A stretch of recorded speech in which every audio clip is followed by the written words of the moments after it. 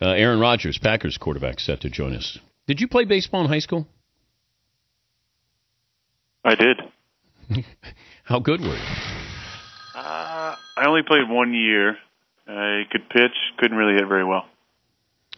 Could you have pitched in minor leagues? Or you got a major league arm, I would think, as a quarterback. Yeah, I think I was in the upper 80s. So, if I'd stayed after it, I would have been able to pitch an A ball or rookie ball or something. I talked to Troy Polamalu, and he said he doesn't watch football when he's not playing football. He won't watch it on TV. He didn't watch the Monday night game. How much pro football will you watch when you're not playing? Monday night's a little harder because that's the most important night. That's when I start my preparation for the next week. But, if you have a noon game, it's fun to watch the Sunday night game when you're relaxing after the game. Watched the Thursday night game a little bit last night.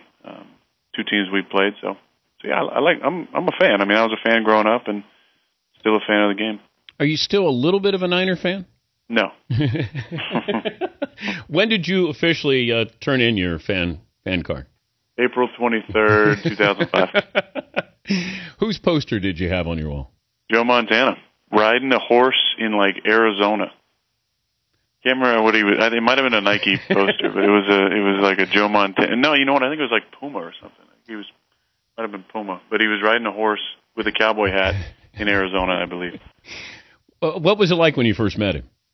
I was actually just last year at the NFL Honors. I got to meet him, and that was fun. It's one of those things where it's kind of like when I met Michael Jordan. You're trying to act like it's not a big deal, even though it's a huge deal to you. So he was great, though. He was real complimentary, and we had a couple. We both, had Mike McCarthy as a coach, so immediately told some funny Mike stories, and he was great. But you understand what people are like with you when you're there with Montana, and you're probably talking way too much and way too fast? Well, I do, so that's why in both those situations I tried to not say a whole lot, and I was grateful that Joe, brought up a McCarthy story pretty quick, and Michael and I have become friends over the last couple of years. So. Wait, how did that work with Jordan? We got paired together in the American Century Championship in Tahoe 3 years ago, and now we've played in the final round for 3 years, and I did his event out in Vegas. So that's been fun to get to play some golf with him. You're competitive, but competitive in a different way than some guys are demonstrative. Like you can tell how competitive they are, and that they just don't. How much can you take something like that from another athlete and incorporate that into your DNA when you're on a field? Well, I think as a young player, for sure. I always watched, my favorite players, Michael and Joe and Steve Young and Jerry Rice, and some of these guys, and just kind of, I always paid close attention to how they acted on the field, how they interviewed, and tried to incorporate some of that stuff into my own, sports competitiveness. I always loved, how Michael competed at his best in the finals every year, and always wanted the ball in his hands down the stretch, and Joe with his ability to lead last-second comebacks, starting, when I was young watching the Super Bowl when they played Cincinnati, and he took them on the drive. And then when Steve came in and just kept up with, the accuracy and the intelligence and the big plays and the run he had against Minnesota. All my favorite players were guys who, were at the top of their game and wanted the ball in their hands down the stretch. He's Aaron Rodgers, Packers quarterback, joining us, Dan Patrick Show. Did you see where Jeff Fisher had somebody on the practice team have a blonde wig to get the Rams ready for Clay Matthews? I did not. But yeah. Pretty awesome. But you should. I asked this to Polamalu. People find his hair. When you're playing somebody, are there certain things you're looking for just to say, okay, I know where that guy is on defense?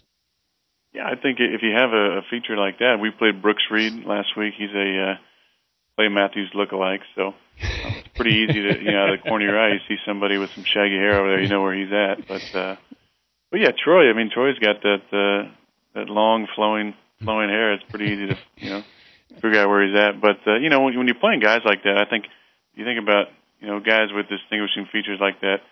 They're distinguishing features not just because it's something that catches your eye, but it's because they're great players. So you know where Troy is, not just because of his hair, because he's Troy Polamalu. You know where Clay is, not just because he's got long hair and a great new Fathead commercial, but because he's a great player.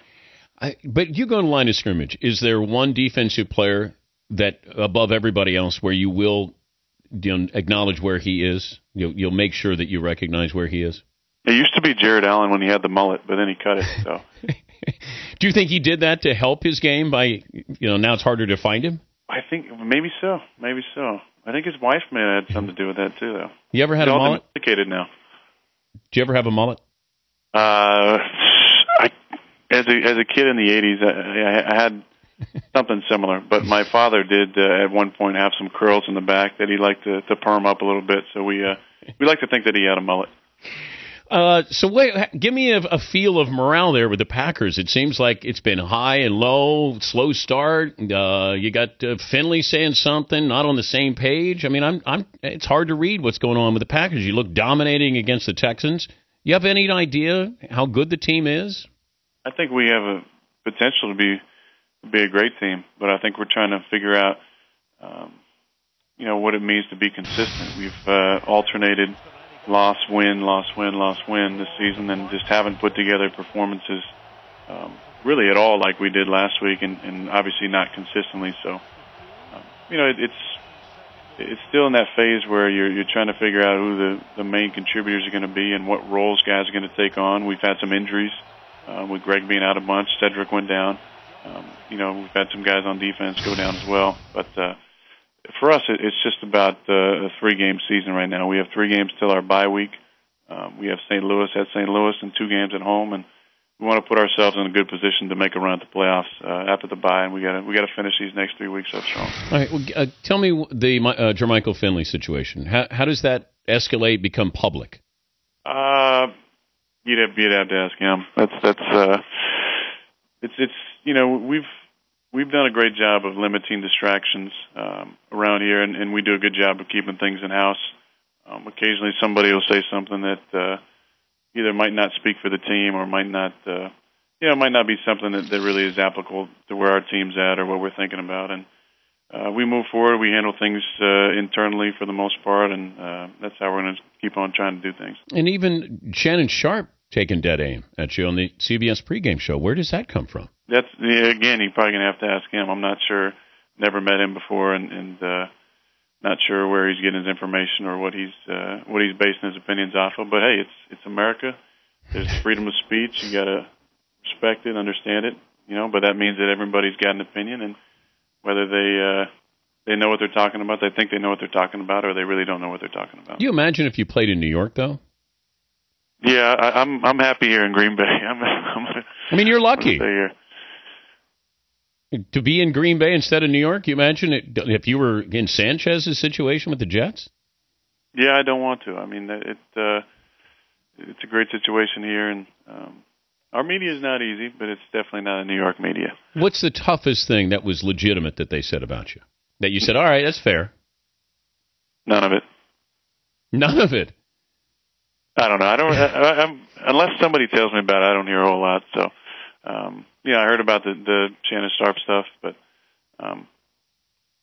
that kind of falls on deaf ears. So there's not much that really was applicable to our team or to myself. But these, when you're covered by the media, like at certain points, some media are friendlier. Like is Green Bay a half full or half empty media group as far as how they cover the Packers? Because we know how the fans are. I didn't know how the media was too. Yeah, I think the fans are always positive, and the media is just kind of waiting for us to have some slip ups so they can write some stories. Because it's any media. The positive stories aren't the ones that are always going to be the great reads, and being kind of boring like Mike likes to be, and I like to be in our media stuff, and not make any big statements or distractive. Comments. Are you purposely boring? Purposely? Yeah. I think I'm becoming more honest and hopefully a little more exciting. I don't have a radio show that compete with yours, but we have a little something on Tuesday that occasionally gets some pubs. So, it's a good outlet for us. But I don't like to cause distractions for our team. I don't like to put the focus solely on myself. I like to stay wrapped up in the team and make it about the team, and hopefully, if that comes off as boring, so be it. I got the picture here of Montana. It's an Adidas Is it really? Yeah, it says head them off with the pass. Yes. Yeah. Mm-hmm. Is it at the pass or with the pass? It says head them off with the pass. Yeah. Mm-hmm. That's the one. What if I get a hold of Adidas? Would you want one of these posters? Another one you could take to put it in your bedroom wall in Green Bay? I'd love it. All right. It'd be a great gift. I'll see. You know what? I'll give back to you. Considering you gave back to us at the Super Bowl, we'll give back to you. Okay. It's the small things. Good deal. All right. Little things that matter. Yes, it does. All right. Good luck against the Rams. Good to visit with you again. Thanks, buddy. All right. Take care. Aaron Rodgers.